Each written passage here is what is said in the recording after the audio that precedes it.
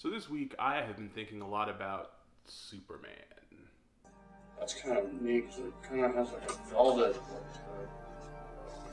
just like a child's blanket. We know we're doing a fairy tale. Yeah. We're not taking it too seriously. It's not too much. Yeah. Welcome back to the channel, folks. My name is Dom Griffin. I'm a film critic, and you're watching the Armchair Auteur, which is an ongoing video series I've been doing about movies. So if this is your first time here, and if you're the kind of person who likes watching people talk about movies on the internet, please consider subscribing. Today, we are going to be talking about Superman, and more specifically, why it's so hard to make a good Superman movie, why it has been nearly my entire adult life since we've had one, and because I'm a big screenplay nerd, as I've talked about on the channel before, I'm going to break down every unproduced version of Superman that has not happened between roughly Superman 2 from the 70s to now. A little bit of background. So the main reason I'm thinking about Superman so much in this past week is like a lot of different DC comic specific things have been popping into my periphery, and it's just kind of hard to think about Big Blue. Thing number one, this past Monday was Miracle Monday, which if you're a Superman fan, you know is like a really big important holiday, and I completely missed it because I'm just kind of into my own like thing. And I just like forgot, and then when I realized like that it was Miracle Monday, I was like, "Fuck!" Like, I should watch the Superman thing or something. I kind of realized like, man, I love Superman, and I have lots of great Superman comics I can be reading. If I want to watch an actual Superman movie, I realize I have to go back all the way to the first Richard Donner Superman or Superman 2, which is like half directed by Richard Donner. I haven't actually watched the Richard Donner cut yet. Anyway, I kind of realized like, wow, there's like this really big chasm. Like this character, you know, has not quite been redeemed in live action media yet. You know, we talk about all the different Batman adaptations there are, and how like after Joel Schumacher's Batman and Robin, like there was like this moratorium on Batman until Christopher Nolan came out and like figured it out and made like a Batman lots of people love. Zack Snyder, you know, made a Superman movie that some people love, but like in my opinion, it's not quite up to muster. And then of course, speaking of Zack Snyder, this week we also found out that HBO Max will be releasing the Snyder cut of Justice League sometime next year in some sort of like elongated miniseries format that's going to include all of the stuff that Snyder shot before Joss Whedon took over the project, as well as possible reshoots, spending $30 million to finish all the post-production effects and scoring and all that stuff. So that's like, that could be a whole different video, but we're not going to talk too deep about that, but that's also in the consciousness this week. And the CW, you know, last week announced like this new show, Superman Lois, that they're going to be doing, featuring the Tyler Hoechlin Superman from the Arrowverse. And like, you know, I saw a lot of people criticizing that interpretation of the character, and I realized like there's a lot of people who have different versions of what they think Superman should be like, maybe even more different variations when it comes to like Batman. And I think that kind of is part of why there has not been a like universally sort of successful Superman movie like since the 70s. And that sucks, obviously, if you're a big Superman fan like I am. You know, I mean, like if you're a Batman fan, like there's been several Batman movies and like a lot of them pretty damn good.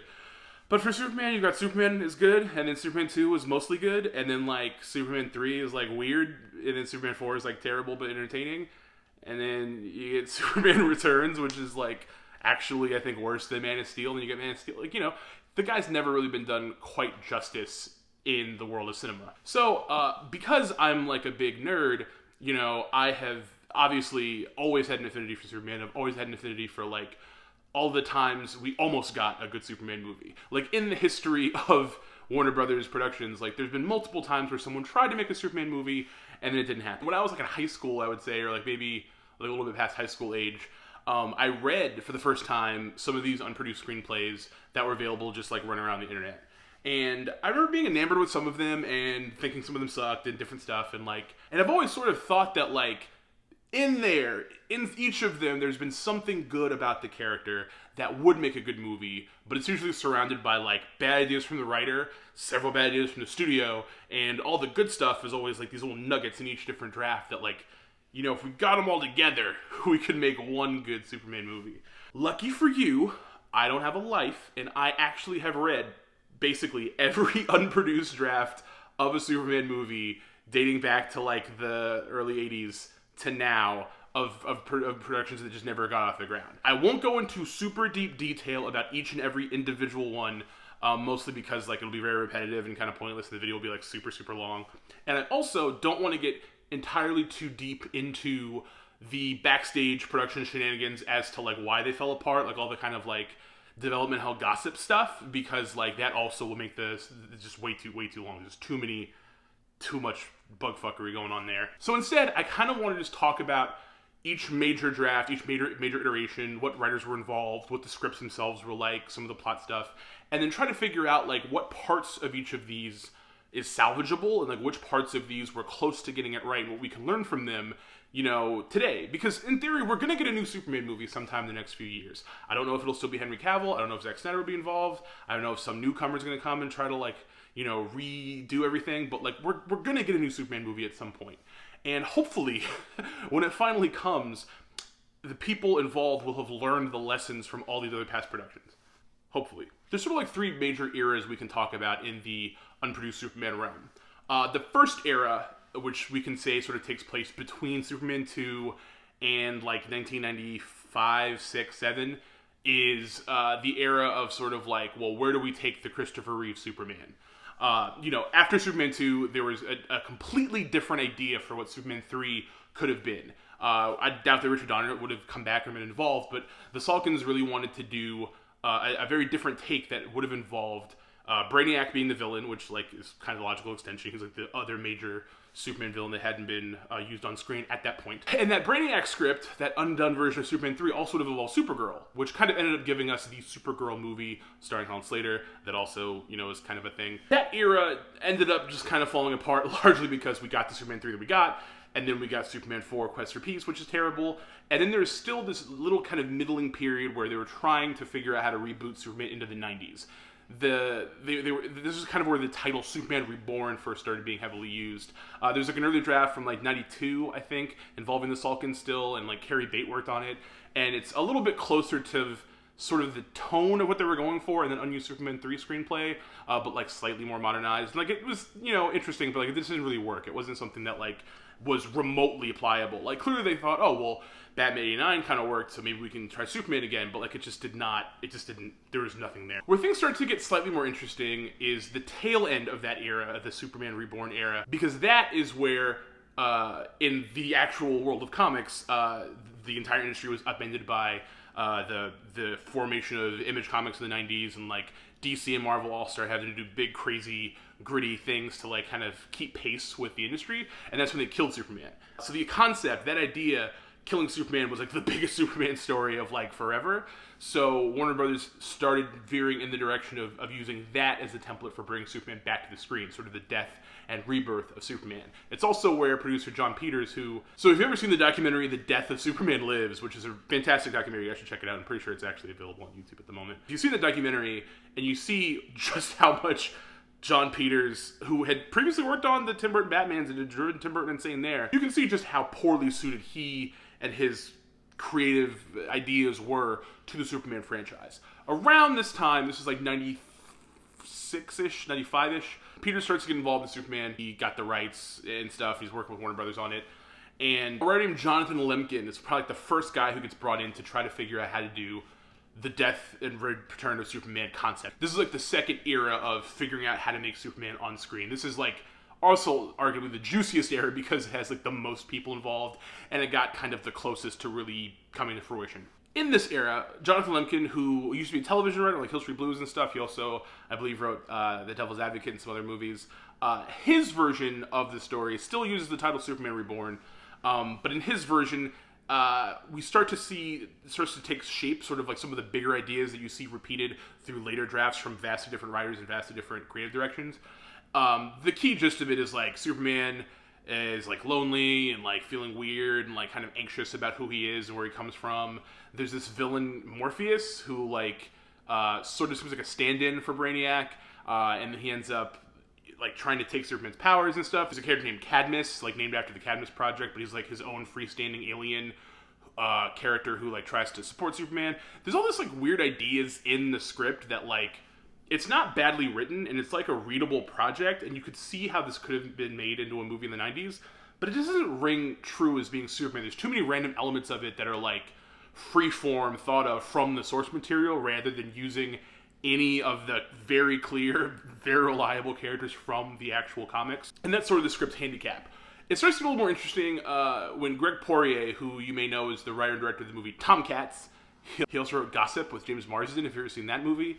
He gets brought on to sort of rework Lemkin's draft, and this is where it gets much more closer in line to, like, the idea of the death and rebirth of Superman, like that entire storyline. However, Poirier's draft is like, it's like too much. It's a very efficient script. It's pretty like well paced, and like he gets a lot of ideas across in like in the sort of 120 pages or whatever.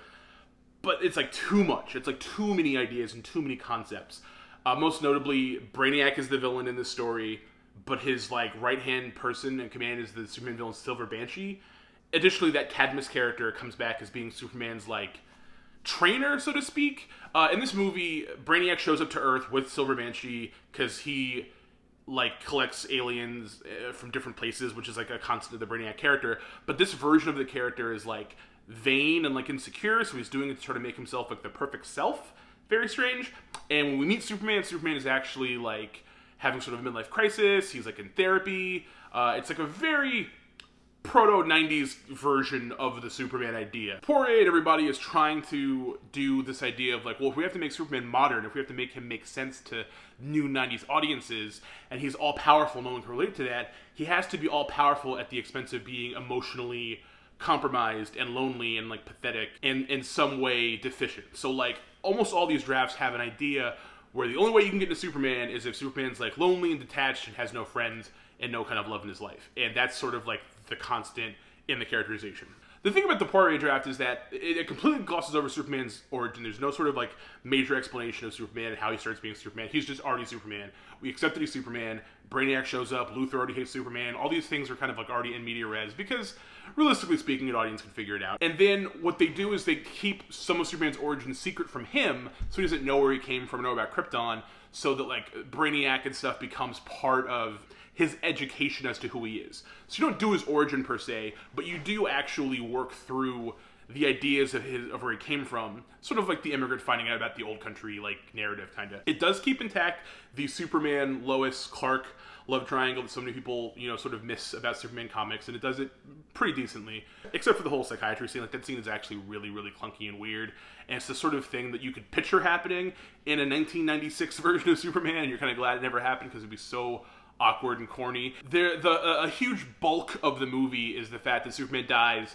very quickly and then is brought back to life very quickly and then doesn't have his powers. So much of the movie is about him attempting to figure out how to like get back in touch with his Kryptonian origins to regain his powers, while this Cadmus guy sort of acts as his like boxing trainer. There's like montages of him trying to get him back into shape and giving him like an exoskeleton that gives him powers that he can wear.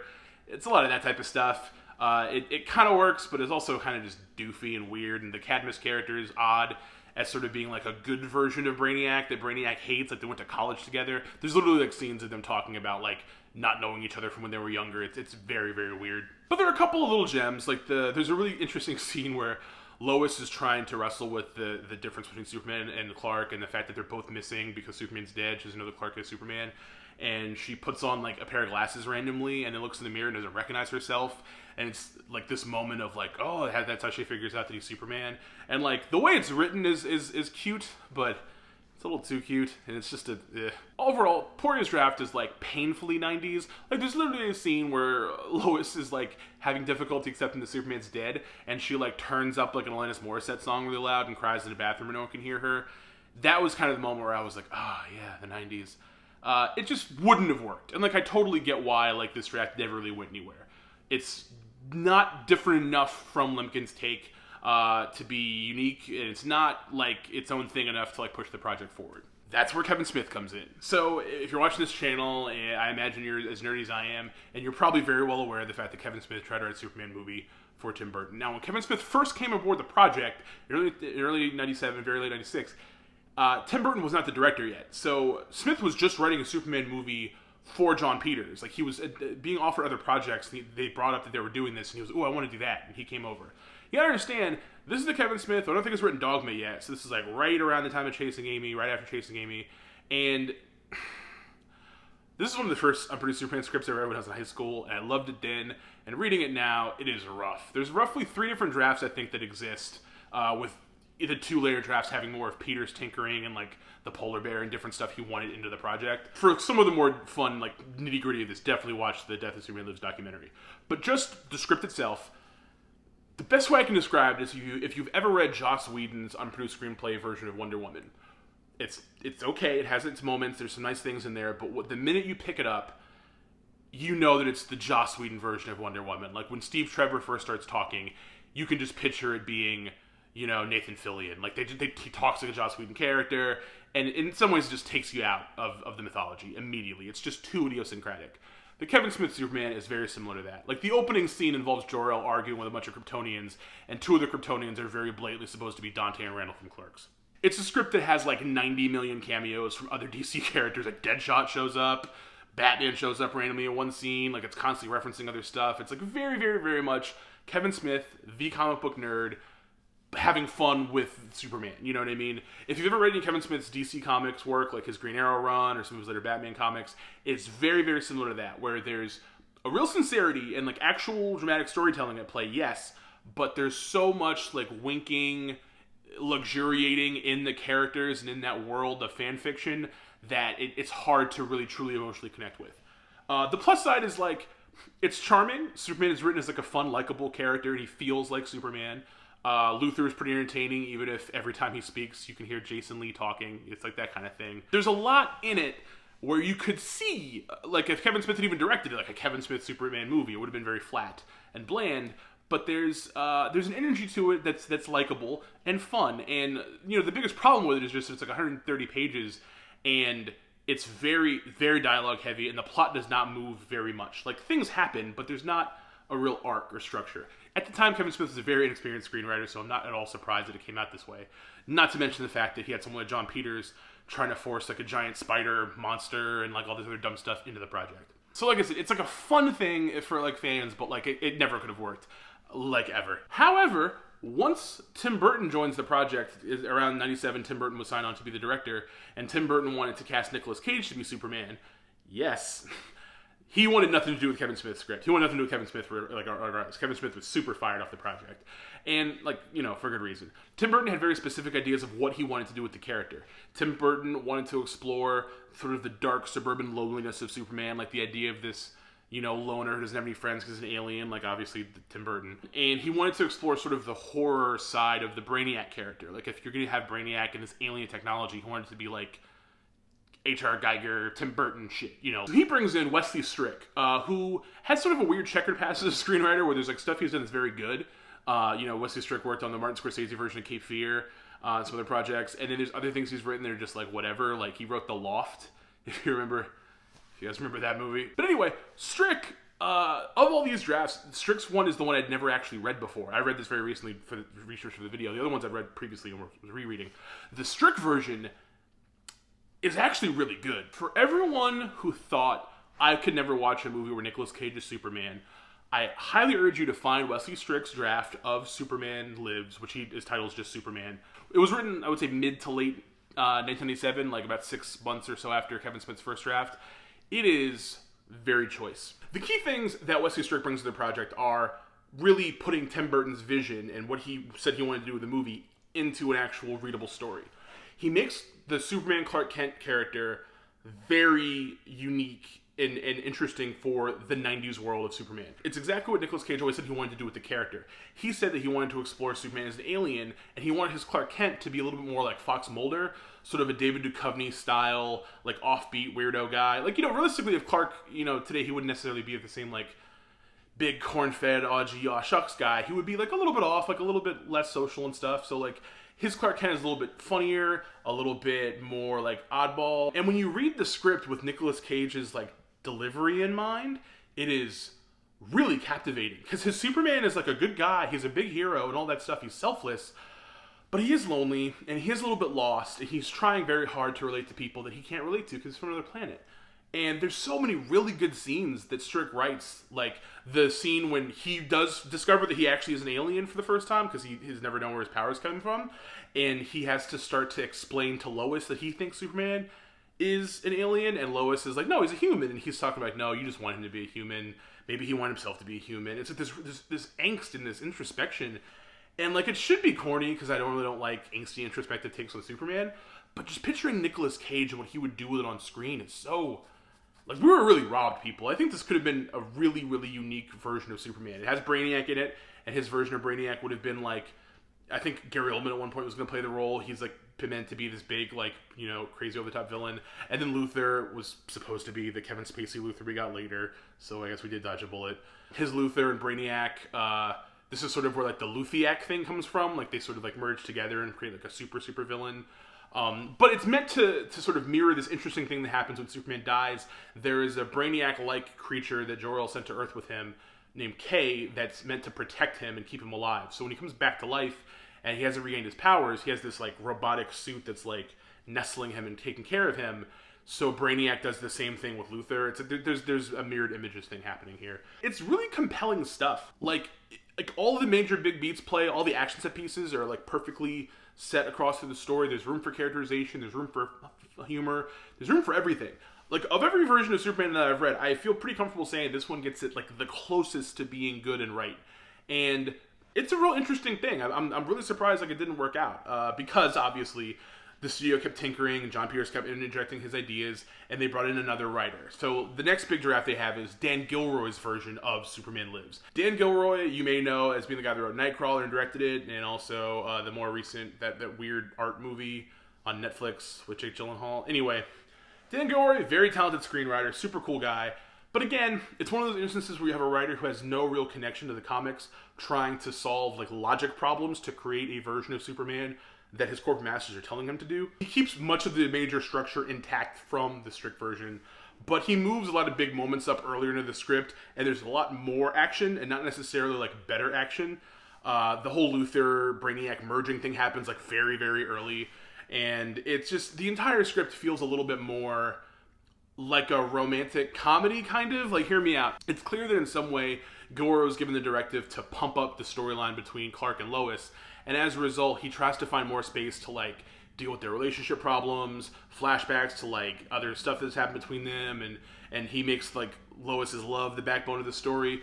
Strick does kind of too, but, like, in a more, like, tasteful way. Here, Gilroy makes it really the backbone of the movie, and by the time we get to, like, the big conclusion, it concludes with, like, her being pregnant with his baby, because all of the 90s Superman scripts have at least one reference to, could Lois have Superman's baby, or would the baby punch out her uterus? It's a weird preoccupation. So Gilroy must have come on board and been like, the baby will be fine, fuck it, here's your finale, they're gonna have a baby. All told, that version doesn't work quite as well, and it was the version that was closest to getting made before Batman and Robin bombed and Warner Brothers had to drop the project entirely. That, of course, brings us to the last period of unproduced Superman world that is basically typified by two different projects. One is Andrew Kevin Walker's Asylum, also known as Superman vs. Batman. Wolfgang Peterson was going to direct this version that was going to revitalize both characters at the same time. This is around like 2002. And it was not going to work for a huge number of reasons. Reason one, Akiva Goldsman, who I've met before and is like a pretty nice guy and like probably gets a bad rap, is involved in the project as a producer and also doing rewrites on Kevin Walker's script. Andrew Kevin Walker, if you may not know, wrote the movie Seven, 8mm. He's always been attached to like some pretty grisly, like gritty stuff. So him doing a Batman and Superman movie seems like not the best call. Andrew Kevin Walker had this idea that's like a very cerebral. It's like if David Fincher had made a tentpole superhero movie, and not in a good way. The entire concept of Asylum, Superman, Batman is that it's like a little bit in the future. Superman and Batman have existed for like a while, so like you just meet them in media res. And Superman is depressed and getting divorced from Lois because he puts too much time in at work and not enough time in their marriage. And Bruce Wayne has retired from being Batman because he's just like sick of it, and he falls in love and he meets like this woman and everything's great. And then the Joker starts like fucking with both of them, and then the Joker murders Batman's wife. So then Batman goes to kill the Joker. Superman has to stop him from killing, and they end up fighting, and this is all being masterminded by Lex Luthor from a cell, very Hannibal Lecter-like. The problem with this script is that it's very maudlin, it's very dark, there's no sort of like uplifting superhero stuff in it whatsoever, and it's written like an R-rated, like like mid-budget two-hander. Like it's written like a 90s legal thriller almost, like the tone and everything of it. Like, Andrew Kevin Walker is not like new to writing superhero movies. He also worked on an early version of the X-Men before Bryan Singer was involved. And like the one constant I see in his unproduced writing is that Andrew Kevin Walker would be great at writing superhero movies if there was a weird alternate version of superhero movies that came out in the early 90s after the image boom that were all meant to look and feel like Spawn. Like, if that was a world where we got like a gritty 90s X-Men, a gritty Batman, a gritty Superman, like Andrew Kevin Walker would have been the fucking king of that shit. But that never happened. So his Asylum script is just weird. And it would have cost a lot of money. Like, the spectacle parts of it are huge and expensive, but everything else is like a depressing drama. Not a good idea for a movie. But I will say, it is very impressively written. Like, the way he sets things up and the way the sequences breathe into each other, it's very good. It's very well paced. There's one scene in particular where Bruce's wife dies, and they're on their honeymoon, and they're in separate rooms. Bruce is in the bathroom, she's in the other room in the bedroom, and they're talking back and forth and having this very comfortable camaraderie. It's a very nice scene. And he tells a joke, and then she starts laughing. But she laughs way too much. And then she keeps laughing. And he rushes out of the room, and she's like Joker-fied and like snapping in half with her spine and the grin and everything. And it's so great because like the pages that precede it set up this idea of a Bruce Wayne who is just giving up being Batman. And the minute he hears that laughter, it all comes rushing back. It's a really good scene. The rest of the thing sucks. Which brings us to probably the biggest sort of unproduced Superman movie that like could have happened, like was pretty close to happening, completely untouched by the Death of Superman era. And that is J.J. Abrams' script, Flyby, which is the code name. It was also sometimes referenced as Superman Last Son of Krypton. This was a project that both McG and Brett Ratner were attached to as directors. J.J. was the primary writer. And this is J.J. Abrams before like Lost really popped off. This is J.J. before, you know, he ever directed a big movie. This is like before J.J. was like the media conglomerate guy he is now. Back when he was just like a pretty big TV writer. I want to get out of the way that there's a couple of drafts of J.J.'s version of Flyby, and the original one is they're very similar in every way except the ending. So the concept of J.J.'s new Superman hinges on two major deviations from Superman lore that are really shitty and they suck. One is that Krypton never exploded. In J.J.'s take on Superman, Krypton wasn't destroyed. It had like a hostile takeover from Jor-El's like shithead brother. It's very Hamlet-y. And Krypton still exists, and that everyone on Krypton who's running this piece of shit version of Krypton is trying to find where Jor-El's last son went. So there's like an army of Kryptonian evil soldiers waiting to descend on Earth to kill Superman. That's like the gist. And it was supposed to set up like a trilogy that would focus on Superman going home to Krypton in the second part of the trilogy and then coming back to Earth and whatever. It was a lot. It was very extra. And the other big thing that it hinged on was that Lex Luthor was also Kryptonian, that he also had been sent to Earth. And that was like a big twist in his first draft of the script, and it's very stupid. So the slightly better version of Flyby is a later draft where he retconned the Lex Luthor part of it, but everything else is pretty intact. The stuff with the villainous Tyzor, who was like Superman's like evil cousin, like sort of like a younger version of a Zod type character, all that shit is not good. The entire idea of Krypton still being around and Superman having to go back there, not good. The way Luthor is like sort of trying to partner up with Krypton and all that stuff, it's all very weird. The reason, though, that I think JJ's script is really, really underrated and I think really worth checking out if you can find it online or just exploring, or maybe they can rewrite it to be a new movie somehow. JJ has like just the right tone for what I think a modern Superman movie should be. The way he writes the characters feels modern. They feel like modern day regular people. He's not trying to do like the sort of classical pretend it's still the Donner era thing that Bryan Singer did. And it's not too modern, though. It's not like it's not forcing the things into being of the moment. All of the 90s iterations of these Superman scripts all reek of the era they were made in. They're all like so fucking 90s, it hurts. This is made like right after 9/11, but it feels like its own freestanding, sort of timeless take on the character that just feels modern. And I appreciate that. It reintroduces entire origins. Like we start at the baby landing and we watch, there's a lot of stuff with John and Martha raising Clark, and all that stuff is really well written. It really captures the loneliness and isolation stuff while also showing he did have a loving upbringing. That's why he's such a good person. It also introduces all the Daily Bugle characters, all the side characters, makes them real characters alongside Clark. All the 90s versions don't do this. They all use them like props. And it really builds up the first few times he becomes Superman, the first few times he starts doing good, in a believable way. And it keeps the rom-com element between Clark and Lois intact, but it doesn't make it like, it doesn't overpower the rest of the story. Everything's balanced very well. There's a really good, balance is I think the key thing in the way JJ writes Superman. Everything about it is like well measured. Tonally, it feels very similar to what JJ and Kurtzman and Orky and Lindelof and all them worked on the reboot Star Trek franchise. Like, by keeping the idealism and the upbeat, kind of bright color feel of it while still making it its own thing. It's really pretty not bad. Two of the downsides is that much of the approach is very similar to Jeff Johns' approach with the character in his Action Comics run from like the mid-2000s. And also, J. Michael Straczynski did 2 Earth 1 Superman graphic novels that borrow very heavily from this premise of Krypton not exploding and stuff. So it doesn't feel like a big unique thing. It's not like a very auteur-driven idea of Superman or anything like that.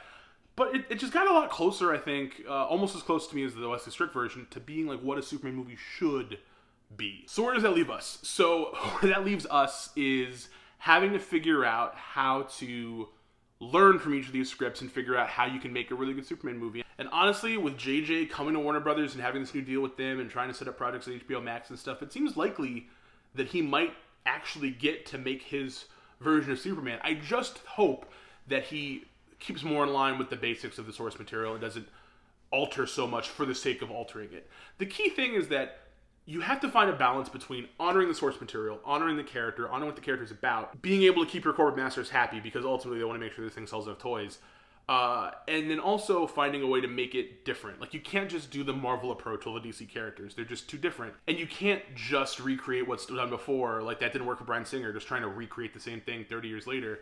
You do have to kind of acknowledge the world you live in and, you know, hopefully in a way that uplifts where things are. Like, Superman as an ideal is so much like above like what's depressing about the world we live in. So you have to kind of use that character's aspirational origins to create a product that makes people feel that way. And I think that's the biggest reason why Man of Steel doesn't work, is it doesn't really make people feel uplifted like Superman should.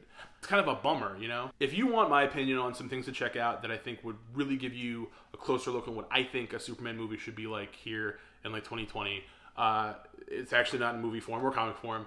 I think you should really, really read these 2 books that Elliot S. Maggin wrote, these 2 Superman books that were sort of designed as tie-ins to the Christopher Reeve movies, but are like their own thing and have nothing to do with them. And that would be Miracle Monday, which I alluded to earlier, which is a fantastic book, and another one, The Last Son of Krypton. Both these books, you can get them for like $2 something on Amazon if you find them used. They're incredible, and in them you can see a blueprint for how you can make Superman a modern day thing. It's the era of Superman where Clark Kent was not a regular reporter running around with a clipboard. He was actually like an on-air personality for a television series. Like, imagine if Clark Kent was like an Anderson Cooper style pundit. There's so many different things that captures the majesty and magical elements of Superman's sci-fi origins by blending them with realism in a way that feels so perfect. And I do think that that's something that anyone who wants to explore Superman in the modern day should look back to, because those books are absolutely timeless. This is a little bit different, I'll look into the comments, but Grant Morrison and Mark Waid back in the early 2000s tried to reboot the Superman line for DC Comics and got rejected. And there's a lot of really great ideas in their proposal that you can find online that ended up being used later in Mark Waid's Superman Birthright and Grant Morrison's All-Star Superman. A lot of those ideas and concepts about Superman would hold true in film as well. So I do think those are really cool resources you can check out. So that's it. That's the long timeline history of unproduced Superman. If you guys have any more questions about the scripts and stuff, hit me below in the comments. I'd love to talk more about them. If you need more of the reference material I'm talking about, that's also going to be in the description below. And if you want to see and hear more of my personal thoughts about the SNYDER Superman era, there's a link below in the comments to a podcast my friend Julian and I talking about the 4th anniversary of Batman v Superman: Dawn of Justice.